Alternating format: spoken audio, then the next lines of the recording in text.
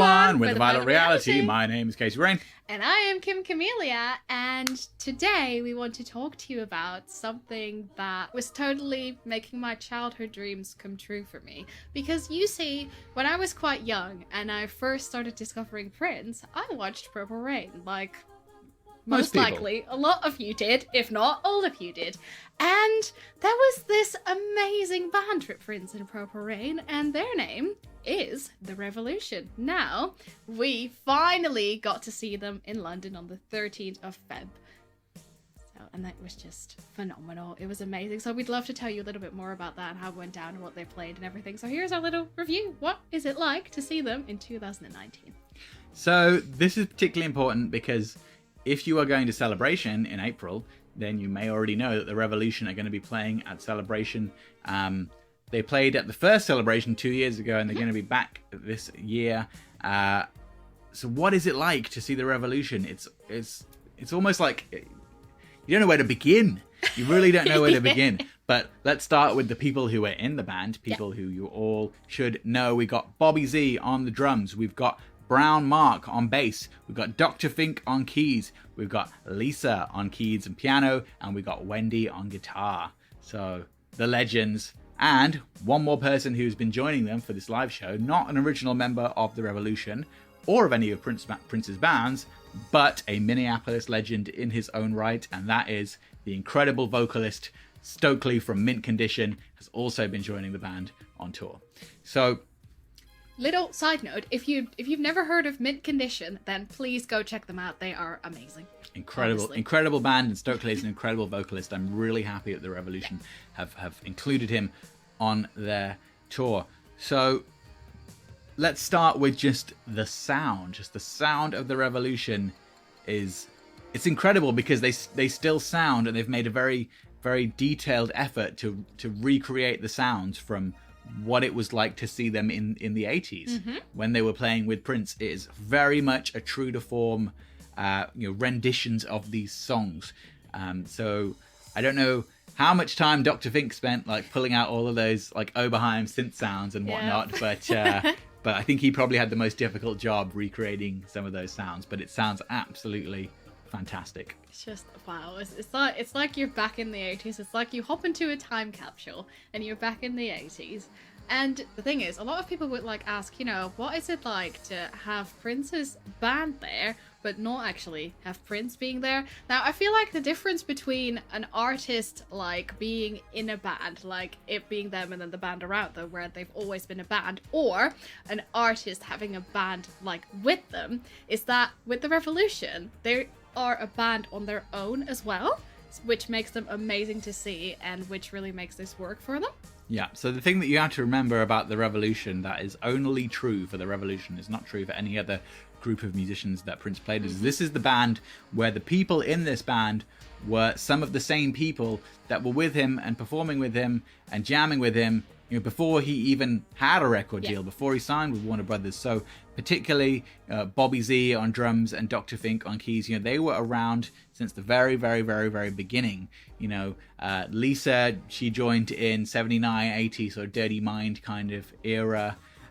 Wendy obviously came on board in 83 after 1999 before Purple Rain. Brown Mark came on in 81 around Controversy time. But so all of these people were here before Purple Rain, and it is the lineup of musicians that was in Purple Rain. Yes. So the point where Prince just went from being like that guy who's done a few albums and he's pretty good to being like the guy who has the #1 movie in the box office and the #1 album in the charts and the #1 single in the charts, like the guy. This was the band that was there for that moment, and you can't understate that. Like that's just important. This was the band. So they broke up in 1986. As if you're a Prince historian, you know what happened after the 3 albums that they did together that were credited as Prince and the Revolution, which is Purple Rain, Around the World in a Day, and Parade. Some people would include 1999 on that because there's a little sneaky and the Revolution on the artwork, but it's not like technically on the spine. It doesn't say Prince and the Revolution. It says Prince. But anyway, so the three albums that are properly credited as Prince and the Revolution is Purple Rain, Around the World in a Day, and Parade. Yep. So at the end of Parade, they go on the tour, Hit and Run Tour 86. Prince breaks up the Revolution at the end of 86. The only one person who stayed was Dr. Fink, who stayed for a few more years, and the rest of the band went their separate ways, with pretty much all of them, at least reconnecting with Prince at one point or another. Yeah. Wendy and Lisa, notably at the Brit Awards in 2006. Wendy played guitar with him a few times around 2004 and Musicology and some other times like that. And the first celebration at Paisley Park that was in the early 2000s, some of the band members, I think Bobby Z and Dr. Fink and Brown Mark, had a jam with Prince at that one as well. But as a full unit of this lineup as the Revolution, they never all joined Prince again as one unit after 1986 when they broke up. And so pretty much most Prince fans have never seen the Revolution, unless you are old enough to have seen them in the 80s. Then you would never have seen them until Prince passed and they reformed. So it's really based on that. It's very emotional for a lot of Prince fans to see this group of people. So Wendy actually does this bit in the show before Purple Rain where she talks, and I've seen, obviously we saw them, but we've seen clips from other shows as well, and it's not always the same things that she says, but it's always along the kind of same lines, or it leads to the same kind of point about why they're doing this. And it's very, very cathartic, I think, for them and for the audience. You could visibly see how emotional people in the audience were to see the Revolution and to hear these songs being played in this way. Yeah. So I think that's really important to remember. And in terms of the musicianship, they were always incredible musicians. So you should expect nothing less than perfection from seeing them. And they are incredibly tight. Yeah, they're amazing. It's just, they still play the same as well as they did way back in the days. I kind of want to ask the audience a question here. So if any of you are actually, I don't want to say old, because you're only as old as you feel you are, but if you were fortunate enough to actually see the Revolution back in the 80s performing with Prince, would you now consider seeing them again? Or if you did both, then how does that make you feel? And I'm so interested if there's anyone that has done both of them. No. There's lots of people, but yeah, if you're watching this and you did see the Revolution back in the day and you've seen them again since Prince passed, then definitely let us know in the comments what you thought and how it made you feel to see them again after all this time. Yes, that would be so surreal. I think to me that would just be that's your childhood right there, or maybe your 20s or your 30s or whatever, and then you come back to that and it's I feel it gives you sort of closure in a way as well, where I feel we'll never get over Prince passing away, none of us ever will, and it's such a great loss to not have him here anymore. But at least with going to all of these sort of things, especially with the Revolution, if you've grown up with this kind of music, that gives you a little bit more closure in that sort of way, I guess. Yeah, and of course any live show like this, whether it's the Revolution or MPG or things happening at Paisley or any of that stuff, all of them just perfect opportunities for the fan base to come together and see people that you've seen before and hang out with people and friends that you've made and people we lost count of the amount of people we saw at the Revolution show who we met before or seen at different places, and so many awesome people, probably many of whom are watching this video. So you know what the beautiful thing is, that even after Prince passed away, that all of his band members, especially if they were in bands together, so the Revolution but also the MPG, they all come back together to start performing together again. And then for us as fans, it's so beautiful how even after those 2 years, it's gonna be 3 this year, that's very hard for me to get to, but even after those years, that everyone's still so passionate and so loving and so supportive and just so together. Everyone's so nice to each other because we all share that same love, but we now also all share that same sort of grief and missing. Yeah, absolutely. In terms of the songs that they played as well, I want to quickly note on that. I think it's just incredible for the most part, to hear them do the Purple Rain and Parade era songs specifically. Definitely. Obviously, most of their set sort of fits in that framework, but it does something in your mind, and you remember sort of all the times that you've watched Purple Rain and seen those songs being done, and then Yeah. there these people are in front of you doing, you know, Baby I'm a Star and Take Me With You and Computer Blue. Woo! Computer Blue. Wow. Always sounds epic. Yes, amazing. Oh my god. And there's still the occasional twirl from some people in the back, because you know that Prince made every one of his band members dance. You know that. Exactly. And When Doves Cry sounds phenomenal when the Revolution Yes. played as well, which is interesting because I saw Prince many times and I never quite felt like he really nailed it with any other band when it was being played live. And actually most of the time it would be in the sampler set, so he would literally just be playing the groove from the sampler and singing over it. So to see a band that had to learn it the way as close to how it was written and performed as possible, but play it as a band and still be able to do it that way is really, really cool. So. Yeah, that was incredible. And then the most emotional moment of the whole show, I think, was not so much Purple Rain, because that was really respectful the way that they did that as well and beautiful. But I'm gonna go into the moment where we had just Wendy and Lisa, and they were doing Sometimes It Snows in April together, like a beautiful acoustic version, and it was just beautiful. Like the whole room went quiet, and you could feel the atmosphere, and it was just wow, like chill. Like that gave you like shivers down your spine, that kind of moment. Yep. Incredible.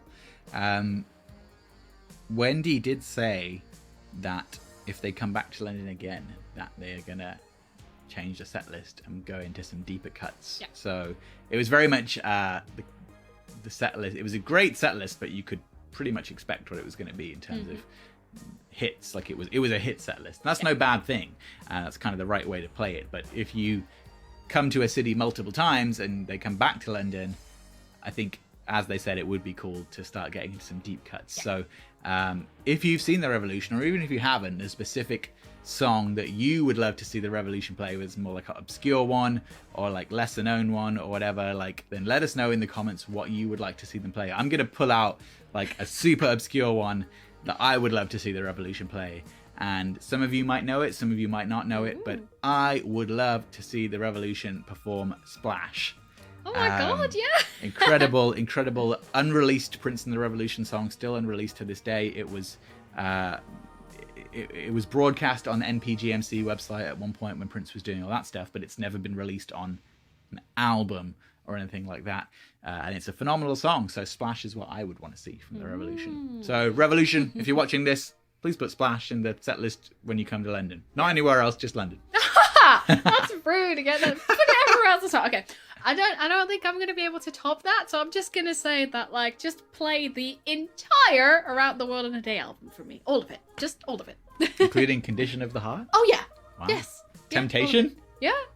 Wow, yeah. See, I could rock with that. Yeah, see, I'm more of a completist type of person, so, like, you know, I would have loved it if, like, Prince would have done, like, a show that was, like, A whole album. Oh my god, no, like all his albums, like multiple day shows of like doing all his albums, like every single song. That would have been incredible. But with that many albums, I don't think that would have been possible. Or we would have literally had to stay in the venue and like have food there and like clothes changes and beds and everything.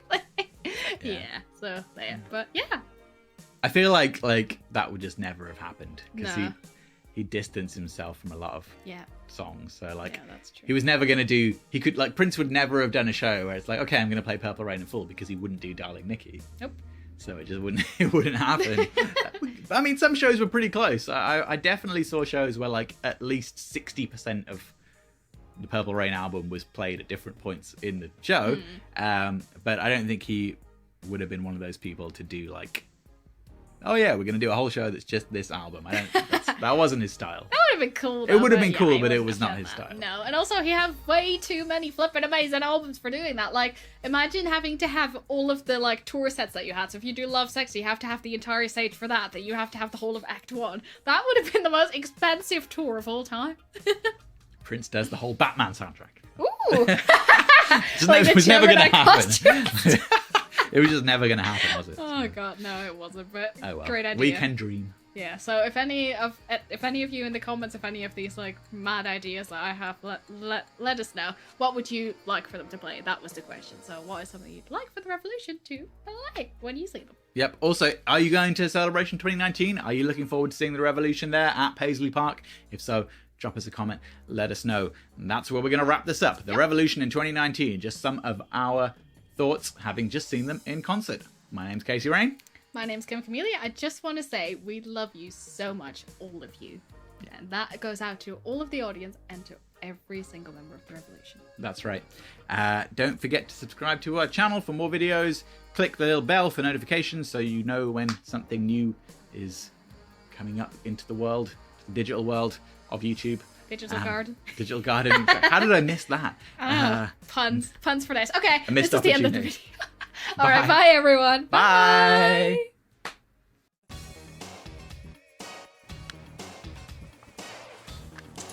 Hi, I'm Elisa Fiorillo, and you're watching The Violet Reality on YouTube. All things Prince.